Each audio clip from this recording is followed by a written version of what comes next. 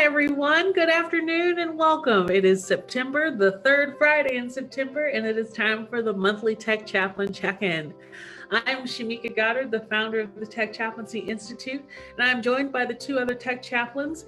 We have Patrick and Javon. Javon, want to say hello? Hi, Javon Bracey. And we have Patrick. Hey, hi, my name is Patrick Rambasirago. Lovely. And this month, we're going to be chatting a bit about social media strategy. So the Tech Chaplaincy Institute, our goal is to help empower faith communities and mission-driven organizations with the technology they use to get their missions done in the world. We want to help replace fear and anxiety around technology with empowerment. And one of the things that most folks come to us about is social media, how to use it for their faith community or their mission-driven organization, and how to do so strategically. So we have a couple of things that we want to chat with you all about today, but if you have questions for us specifically about your organization or questions in general about social media, please feel free to put them in the comment of this video and we'd be happy to answer them up for you. So we're going to start off with a little bit of information about differentiating different platforms. There's so many to choose from these days. So I'm going to let Patrick talk a little bit about that. There's so many channels, but the most important and the main three channels, there are three channels. We can talk about the Facebook, Twitter, and Instagram. So let us go to each and every social media. So there's a Facebook, which is the most common social media platform, and most of the faith communities have been using their Facebook pages, and it has most users and compared to other social media. And the number two, it works with the Google. So that means if you're Googling, let's say your church or your faith community, so the first page which comes in is the Facebook. So it can be a great area for sharing announcements, sharing photos and videos, and also links to your website. So there's also the second one is the Twitter, which is a great way to interact with your community in a small ways which really add up. And it goes beyond it reaches to a huge audience, and also it makes your really faith community or your community really connected. And also you can use it for the quotes, your thoughts, trending news, and hashtags. And you have to remember that when you're using Twitter, there's no paragraph. It has limitation of numbers of characters, which is only 240. Lastly, there's also Instagram. Instagram is a key channels to reach your young audiences. And it's a great place to post your regular updates, the videos, the quality photos of events, and it can be even where you can post your great stories. So many people uses it today, and it links, of course, it allows you to market or to do whatever you want with your community. So we have also seen the hashtag. People have been always talking about the hashtag, and the hashtag is also part of keywords in the social media, which helps to describe a topic or theme, which and also it links with the topics to find interest of them. I think that is what I can add on. So you can go ahead with the rest. Great. Thank you so much, Patrick. That was fantastic. So yes, there's a huge landscape out there of different things to use in social media, but it doesn't mean that everything that's out there needs to be used all at once. What's so important about social media strategy is that you need to key in on who you are, who your community is, who y'all are serving, and what the needs of that community are, and how you can meet them where they are to have those conversations, to have that community building and engagement.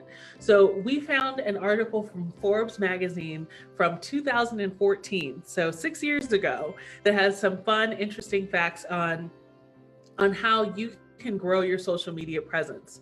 So this article was written by John Rampton, and we'll link that article in this post below, so you can peruse these things in your own time. We're going to touch on each of the 25 things in this video, and as you have questions, feel free to ask them of us. We're monitoring the chat, So we'll be able to answer those questions as well. So let's get going through these 25 ways to grow your social media presence.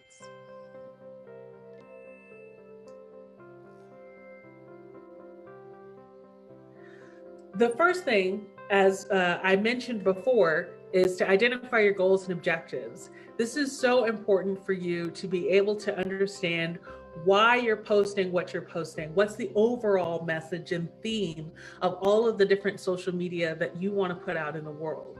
Who are you looking to reach? Why are you looking to reach them? What do you want to say when you reach them? How do you want them to engage with your posts? A lot of the strategies and key things that we're going to be talking about will all stem from answers to these key questions here of identifying your goals and objectives. So there's a reason why this is the first step, because it informs so much else of what you do in your social media. And just really quickly, to Patrick's point about the different social media platforms that are out there, your goals and objectives may vary based on the platforms that you're using, and based on, the presence that you may already have, if you're starting from scratch. So definitely ensure that your goals and objectives are tailor-made to you as an organization, as well as tailor-made to the platforms.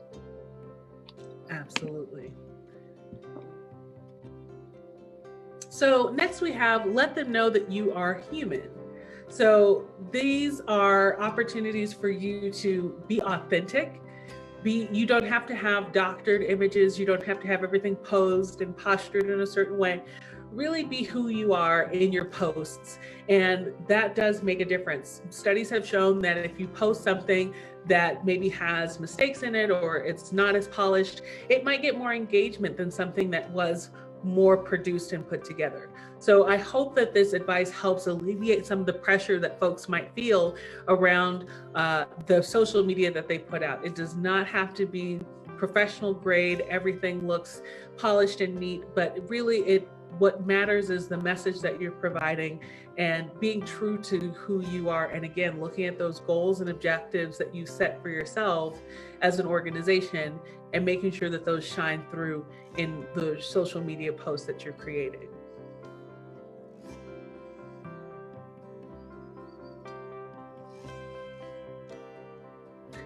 So the next thing, this kind of ties into the goals and objectives and what I mentioned at the top of this talk, understanding the needs of the people you're communicating with in the social media spaces you're communicating in. To both Patrick and Javon's point, the different social media platforms have different kinds of audiences.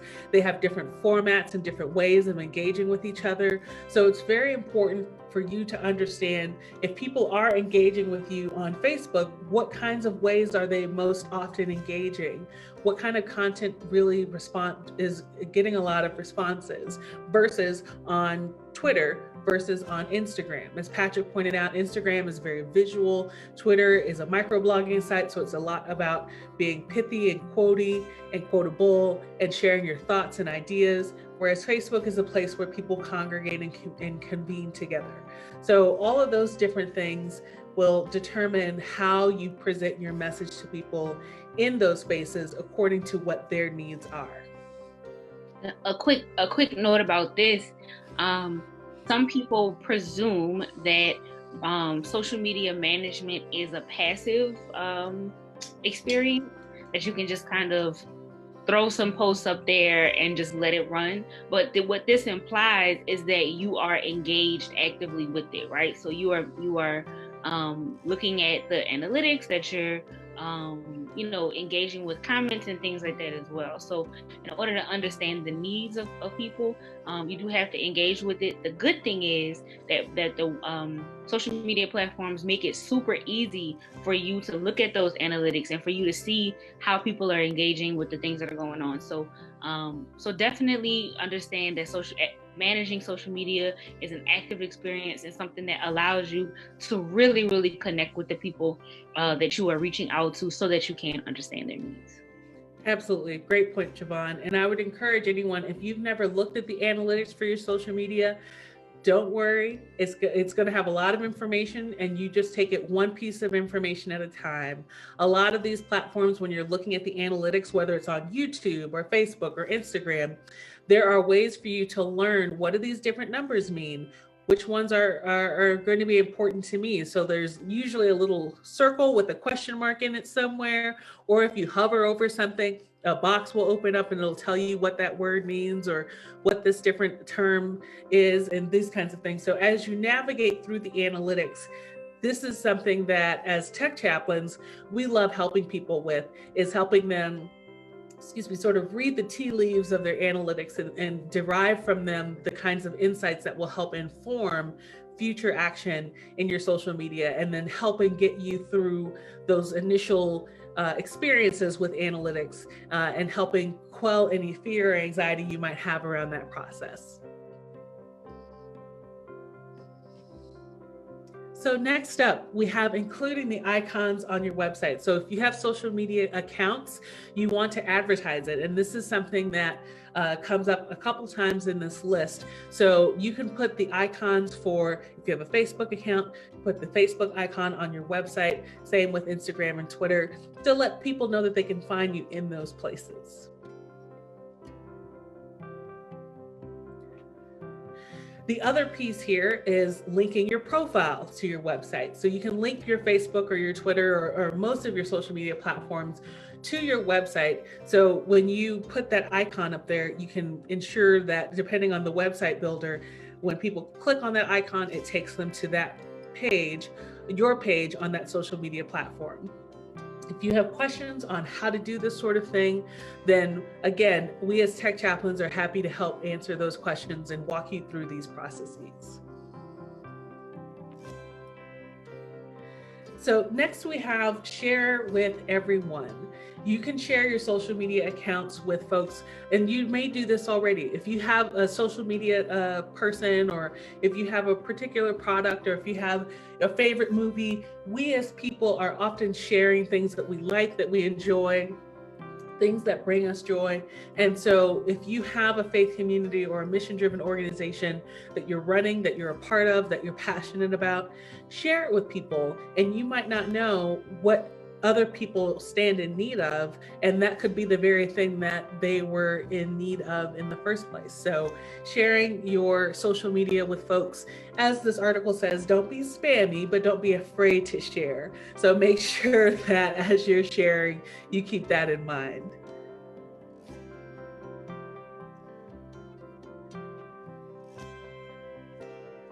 So this next piece is creating an integrated social media strategy. So we talked at the top of this talk about how there are several different platforms. They each are unique and different in their own ways, but there are ways to integrate them, to use the content that you have in different ways on the different platforms, but it could be the same content. So if you have an event coming up, you can promote that event through a Facebook event, but you could also have a link to the Facebook registration on your Instagram page. And you could have a tweet about one of the people who's going to be at the event with a link to the registration page or something along that line.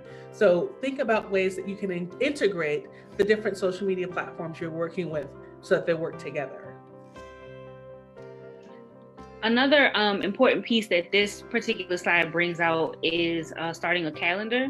And that's something that specifically with even just the Tech Chaplaincy Institute has been extremely helpful. Like planning things out. Of course, things come up. Things happen that are not planned, but it is extremely helpful to have things planned out and to have an opportunity to kind of at a glance look at what you'll need to be posting, what you'll need to be planning for, and the energy that you're going to be putting toward making this happen. So I can say that this has been very helpful for us as an organization as we collaborate and work things out together.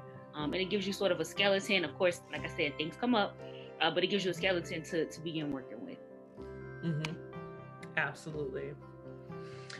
So this next idea, it's producing valuable content. It's geared in the paragraph towards businesses, but this can be true of a faith community or a nonprofit organization.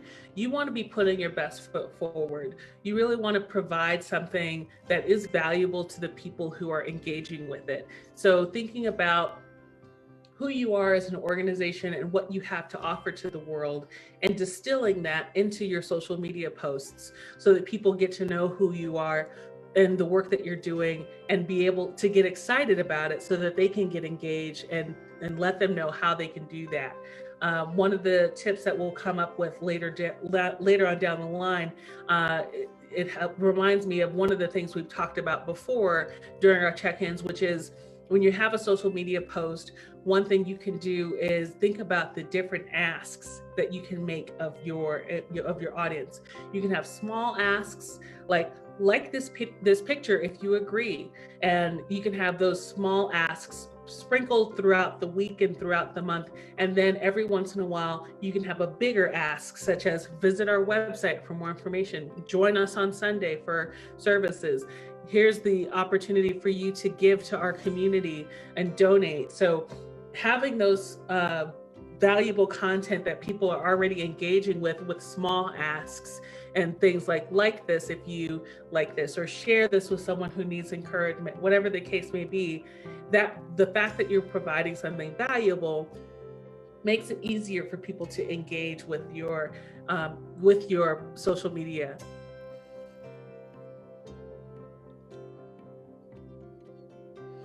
And speaking of engaging, we have number 9, engage with everyone.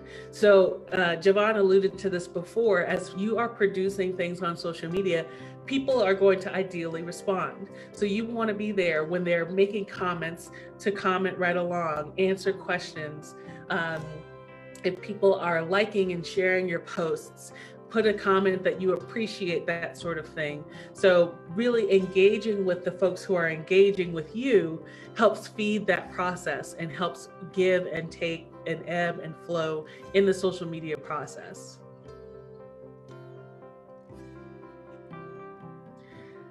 So next we have optimizing your social media accounts. You can do this with keywords, and as Patrick mentioned, there's also benefits to having social media presence that links into your Google rankings. So if you think about how people would find you, what would someone need to search in order to find your organization?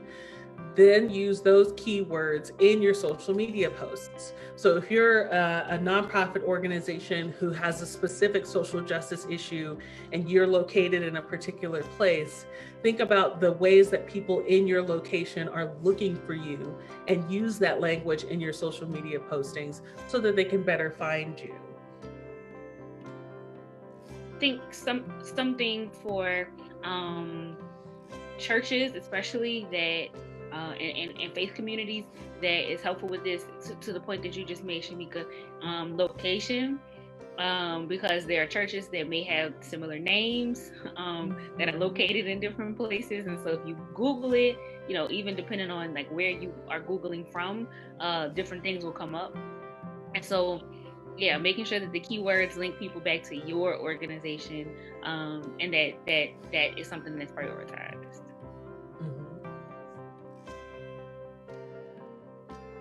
Absolutely. Thank you. So next we have use hashtags often. Again, this was written in 2014, but even 6 years later, it remains the truth that hashtags can be very important for helping galvanize people around your topic, your conversation, and the content that you're posting. So if you have, for example, fundraising campaign, you can have a particular hashtag that's related to that fundraising campaign that you use in all your social media, that you encourage people to use in their social media so that it ties back to your fundraising campaign. So when people have hashtag giving faith, for example, for a fundraising campaign I know that the Faith Space is doing, which is an organization who has supported the Tech Chaplaincy Institute in the past. They were at our launch. The Faith Space has a fundraising campaign right now, and the hashtag for that campaign is hashtag giving faith. So they're using that in all of their social media. They're encouraging people who support the Faith Space to use that hashtag, and it helps connect this whole conversation together for them.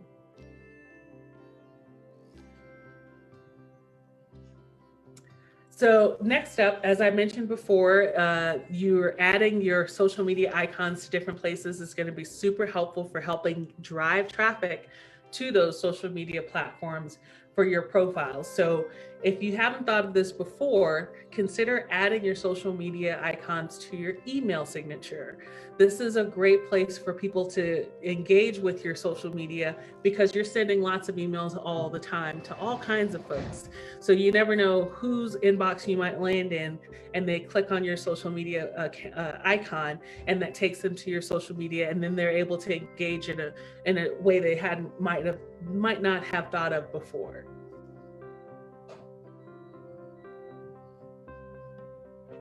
Similar to providing valuable content, this next item, provide a benefit to your audience, is in a similar vein. So think about when people visit your social media page, it says here, asking, what is in it for me? So you can provide things like, if you are a faith-based organization or if you're a faith community, you could provide encouragement or inspiration, or provocative quotes from various theologians or saints that will help inspire growth in people. So that is something that you can provide that benefits your audience, that is still true to who you are as an organization. So if you're thinking in terms of strategy of how you can put together different posts that will benefit your audience, think about the posts that get the most engagement, and then also think about the different aspects of who you are as a community and what kinds of things you offer offline, and how you can replicate those things, as well as think of new things that you could offer online.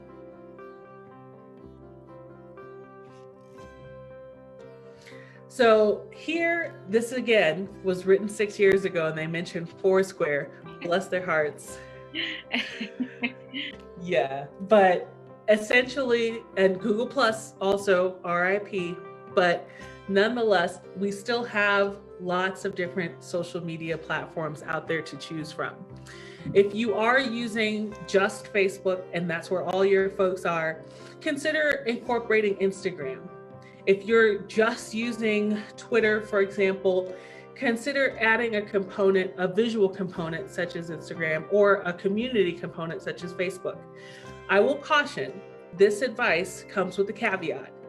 Branch out if it makes sense for your community. Don't just add things just to add things, so that, again, you're on all the platforms, because there's all the platforms.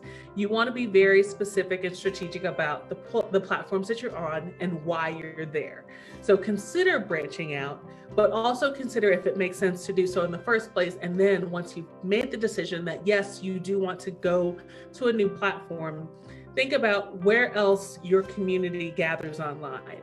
Think about which platform is going to provide you with the framing that you want for the kinds of content that you're putting together. So for example, Pinterest is a place where you could post resources, or if you are looking more specifically for, if you really want to get with youth and you want to be on TikTok or Snapchat or something along this line, then again, very strategically, think very carefully about whether you want to do that and if your community is there, if it makes sense for you to be there, but you can consider branching out to some of these places. Another way to think about branching out is going beyond the ways that you've used the platform previously. So if you've just used Facebook just to post things, consider, Shamika alluded to earlier, using the events feature, right? So you create an event and then you can put the details of the event and have discussions about the event on the event page. Or consider creating Facebook groups so that you can have, small cohorts of people who are gathering and in community based on the people who like your page and things of that nature. So branching out, to Shamika's point, you don't want to take on more than you can handle, or take on more than what is necessary and what is useful and what works for your community. So you may even think about branching out in terms of how do we use the things that we're already using in a different way. Absolutely. Thank you. Yes, so this next one is fun. Using games like trivia games can drive traffic to your social media accounts. It could drive likes and follows. And it's also a lot of fun. We used a trivia game during our launch and it was a really big hit. So thinking about how you could have a fun fact Friday, or how you could have a trivia question on Throwback Thursday or something along this line. So there's a lot of different ways you can incorporate trivia specifically, but games in more general terms with your audience, and be playful with them and have fun.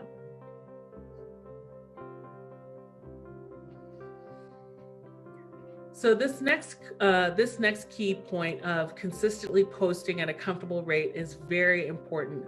If you feel as though you need to be posting 3 times a day, 7 days a week on 5 different platforms, bless your heart, I hope you have a firm who's helping you do that.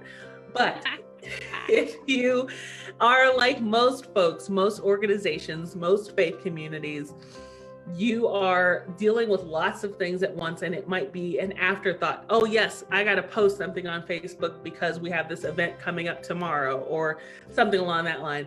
So if you pull back just a little bit and start batching, planning your social media, as Javon mentioned earlier with the calendar, you can plan out the whole month at the beginning of the month or the end of the previous month, and then post 3 times a week, perhaps one on each platform that you're on, or maybe twice a week, or whatever makes sense for your community and your bandwidth, especially if you're the one doing the posting. So keeping that in mind, consistent and comfortable, that's what you want for your posting rate. So this option, not outsourcing, is really focused on businesses. A lot of times there might be ghost writers or this sort of thing.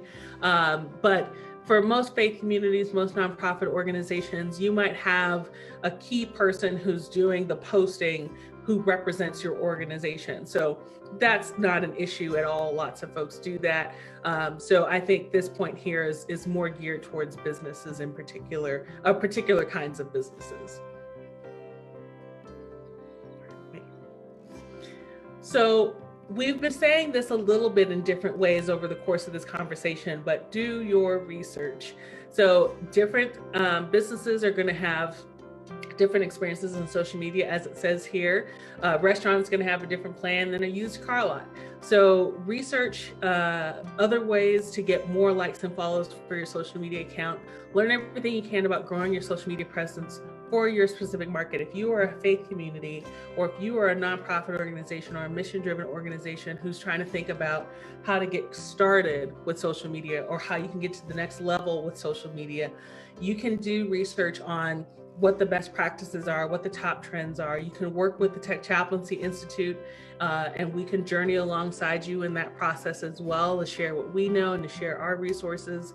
But really the idea is that you don't go in blind, but you do your research, you do some legwork to get a sense and a feel for what the landscape is like. So 19 out of 25, give them a reason. So when people are engaging with your content, you want to, as I said before, you can have some small or some large asks of them. You want them to be motivated to engage. So think about ways in which you can encourage folks to engage with your content as you're posting it.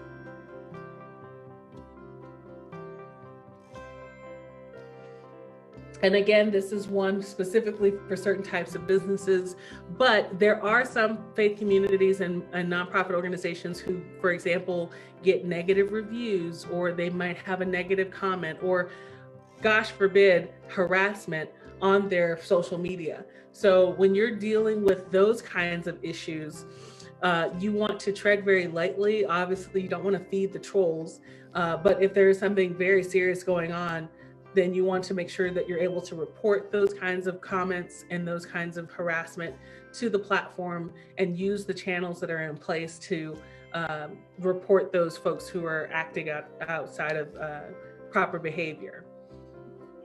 One thing I've seen recently, especially given the sort of social and political climate, that we're in, is folks weaponizing the ratings and the opportunity to like rate this business on platforms as harassment, like as Shamika said. So especially people who are supporting particular causes, who are, you know, speaking out for those who are oppressed, and supporting, you know, liberation and freedom movements of various types.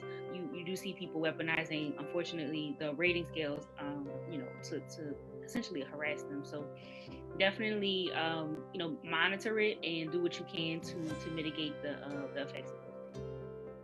Absolutely. Thank you.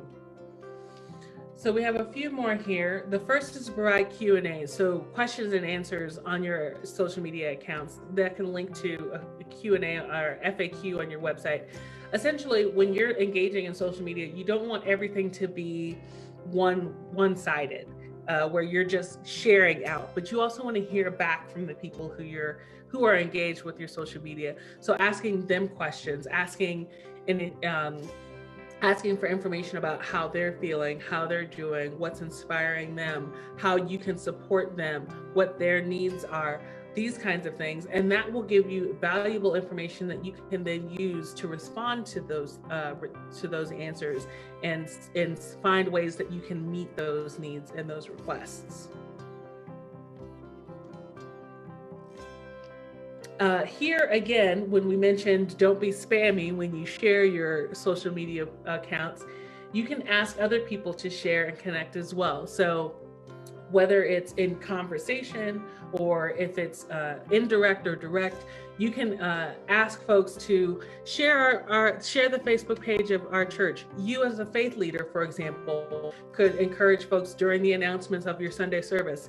If you haven't already, folks, feel free to share our Facebook page with your friends and loved ones, or share our Twitter handle with friends and loved ones, or whatever the case may be, whichever platform you're on. You can ask people in your sphere of influence to share it to help spread the word. Really quickly, there have been times where the church that I'm a part of in Denver, where we have collaborated with community organizations. And so that also that like sort of cross promotion. So if you're working with an organization, tagging them on Twitter and tagging them on Facebook and things like that. And then, you know, having them do the same when they're posting, because some of the people that they work with, depending on what type of organization it is, may, you know, want to, you know, stay connected with you beyond the term of the event. So definitely, you know, although they're not clients technically, any partners, any organizations that you're working with, any people who you may be sharing physical space with or things like that, or community organizations that you know are doing good work that you're collaborating with, definitely use social media as an opportunity to intentionally connect with them online. Absolutely. Great point. Thank you so much, Siobhan. Next, we have create a plan and stick to it. So we've been giving you a lot of tips, a lot of tricks, a lot of strategy. Pick something to try. Think of it as small experiments, right? So that you can try something, see how it works, see how the response is. And if it works, keep doing it and maybe add a new experiment on.